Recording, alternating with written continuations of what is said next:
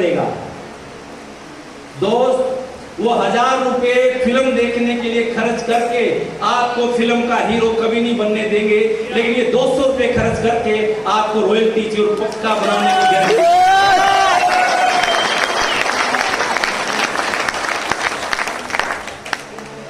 मैं जब आरसीएम में आया 10 रुपए की टिकट होती थी, 10 रुपए की केवल।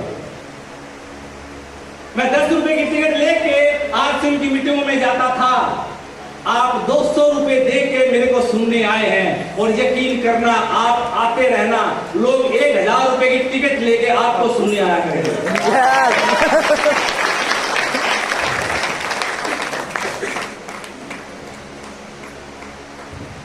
बहुत सारे लोगों को गलतफहमी हो जाती है कि ये कंपनी है, ये मेंबर बनाने वाला, ये फंसाने वाला।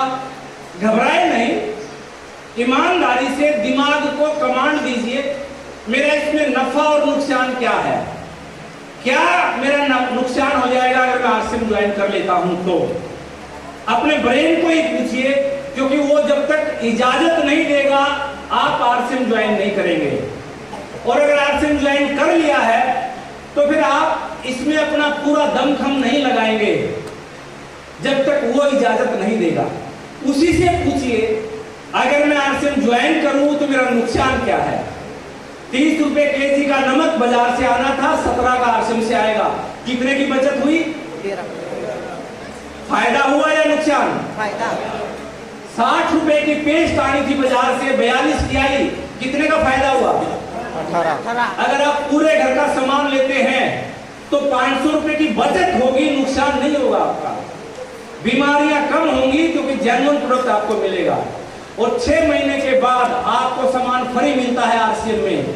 जितने भी पीवी का आप सामान 6 महीने लगातार परचेज करते हैं, 7वें महीने उतने पीवी का सामान फ्री मिलता है, तो सामान और सस्ता हो जाता है। और मजे की बात, 70,000 जब आप बिजनेस वॉल्यूम कर लेते हैं अपनी दोनों लेगों में, 70,000, यानी आप कुछ लोगों को ज्वाइन करवाते हैं, वो लोग सामान परचेज करते हैं और 70,000 पीवी का सामान खरीदते हैं, तो आपको कंपनी के टर्नओवर में से मिलना शुरू हो जाता है। कंपनी के टर्नओवर का मतलब ये हुआ, आप हैदराबाद में रहते हैं लेकिन बॉम्बे में पीयूसी पे कोई सामान बिकता है तो उसमें से भी 54-58 आपके हिस्से में आती है। बेंगलोर में पिकअप सेंटर है, वहां भी कोई सामान खरीदता है तो 10 पैसे आपके अकाउंट में आते हैं। कश्मीर में कोई सामान खरीदता है उसी पिकअप सेंटर से, जिसको आपने नहीं खुलवाया, जिसको आप जानते भी नहीं हैं, जिसके लिए आपने इन्वेस्टमेंट भी नहीं की है, जहां आप कभी गए भी नहीं हैं, वहां से कोई सामान खरीदता है, 10 पैसे आपके अकाउंट में आते हैं। कन्याकुमारी वाले पीयूसी से आते हैं, गुजरात के पिकअप सेंटर से आते हैं, तो आसाम के पिकअप सेंटर से भी आते हैं। वो है टर्नओवर का गेम। दोस्त, अगर इस गेम को समझ जाएं, बिजनेसमैन केवल टर्नओवर की वजह से बिजनेसमैन बनता है, लेकिन गनीमत, आम इंसान कभी टर्नओवर का हिस्सा ना बन पाया, ना बना पाया किसी को। वो किसी और के टर्नओवर में शामिल होता है हमेशा। आप कपड़े पहनते हैं, टर्नओवर किसी और का है। आप पेस्ट यूज करते हैं, टर्नओवर किसी और का है। आप नमक खाते हैं, टर्नओवर किसी और का है। आप साबुन लगाते हैं, टर्नओवर किसी और का है। लेकिन पहली बार आपको मौका मिलता है, आप सामान इस्तेमाल करते हैं, टर्नओवर आपका है, और कोई और इस्तेमाल करता है तो भी टर्नओवर आपका है।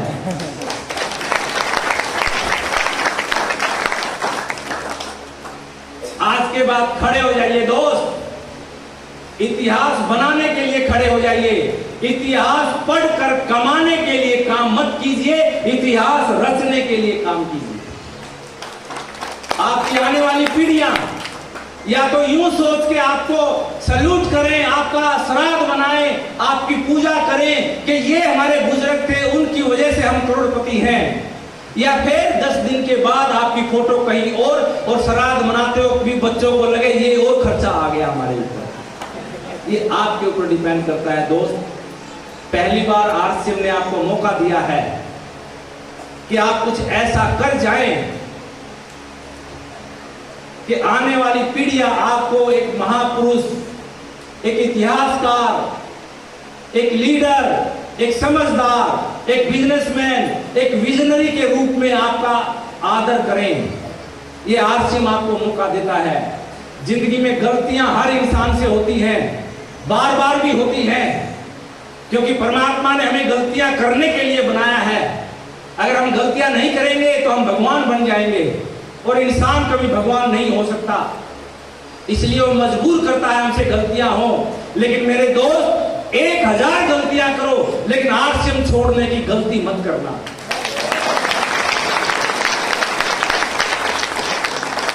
ये एक ऐसी गलती है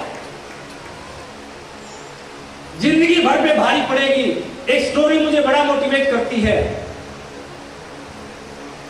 एक आदमी मरने के बाद स्वर्ग में गया। मरने के बाद ऊपर पैराडाइज स्वर्ग होता है ना, तो उसको वो लोग जो यमदूत होते हैं वो लेके जा रहे थे। तो स्वर्ग में गया तो उसने इच्छा की कि मेरे को नरक भी दिखाओ कैसा होता है।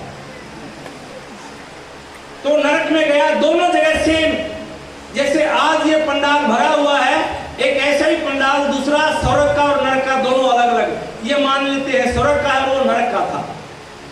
उसने देखा दोनों जगह सेम आदमी है। उसने देखा दोनों जगह सेम खाना है, टेबल लगी हुई है, और दोनों जगह के लोग एंजॉय कर रहे हैं खाना खा के। दोनों जगह लोग खाना खा रहे हैं।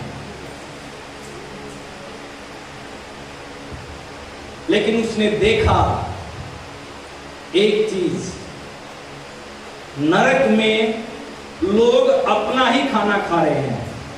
खाना उठा रहे हैं, खाना खा रहे हैं, खाना उठा रहे हैं, खाना खा रहे हैं। लेकिन स्वर्ग में उनके हाथों में जो चम्मच थी वो बहुत लंबी थी, तो चम्मच उनके मुंह तक नहीं आ रही थी। वो एक दूसरे को खाना खिला रहे हैं और खुश हो रहे हैं। हेलो,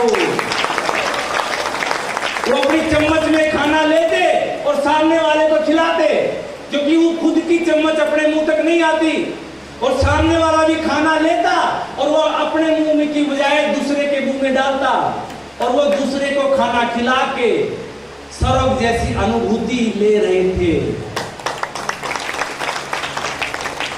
क्या आरसीएम स्वर्ग जैसी अनुभूति नहीं देता? यहां आप जो भी करते हैं, जो भी करते हैं, किसी ना किसी और के लिए भी हो जाता है। यस। तो मेरे दोस्त, आरसीएम की छोड़ने की गलती मत करना। ये स्वर्ग जैसी जिंदगी यही देता है। मैं यहां आया, आज तो मैं ठीक ठाक चल पा रहा हूं, मुझे मालूम भी नहीं है दर्द कहां है। लेकिन लास्ट विजिट थी, कुछ लोग गवाह हैं, चप्पल भी पैर में नहीं डाल पा रहा था मैं, जूता तो बहुत दूर की बात।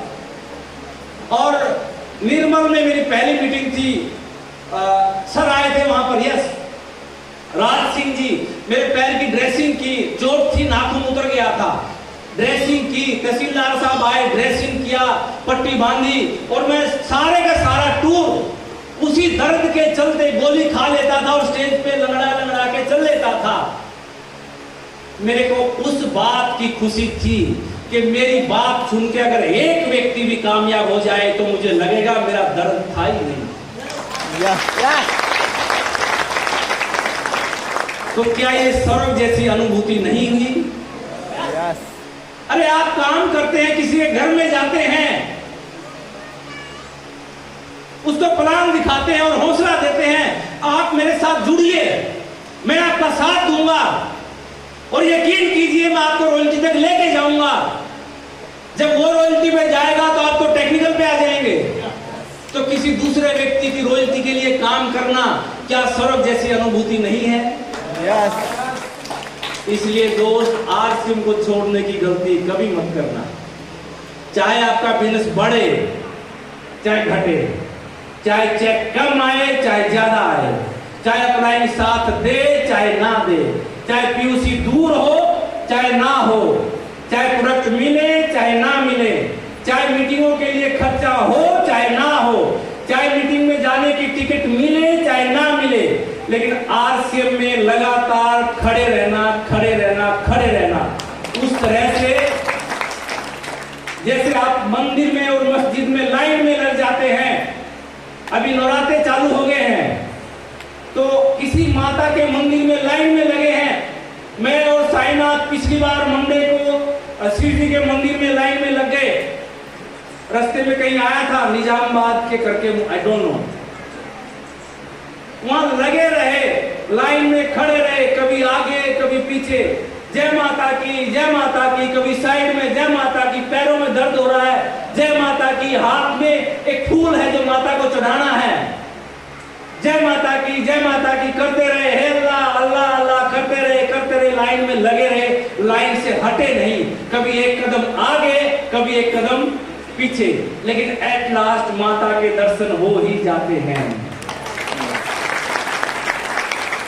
उसी प्रकार दोस्त आरसीएम में खड़े रहिए, खड़े रहिए, खड़े रहिए, रॉयल्टी पर पहुंच ही जाएंगे एक ना एक दिन, कितना भी दर्द क्यों ना होगा। और मैं वचन देता हूं आपको, ये मेरा वादा है, जब तक एक एक इंसान रॉयल्टी पे नहीं आएगा, मेरा आखिरी सांस हैदराबाद के लिए कटिबद्ध है, यहीं आके लूंगा। हर व्यक्ति को रॉयल्टी पर लाना, और ये केवल मैं नहीं चाह रहा हूं, बल्कि मेरी सारी टीम, हम सब के अपलाइन ये चाहते हैं कि वो भी आने वाले समय में आप सबको रॉयल्टी और टेक्निकल बनाना चाहते हैं।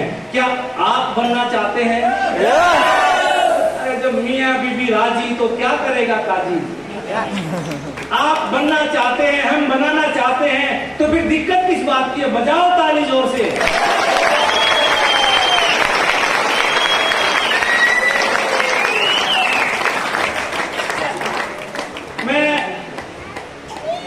सभी टेक्निकल अचीवर्स से आपको मिलवाना चाहता हूं कि किस प्रकार के टेक्निकल अचीवर आपके साथ हैं। आप मिलना चाहते हैं? जोरदार तालियां बजाइए और सभी टेक्निकल अचीवर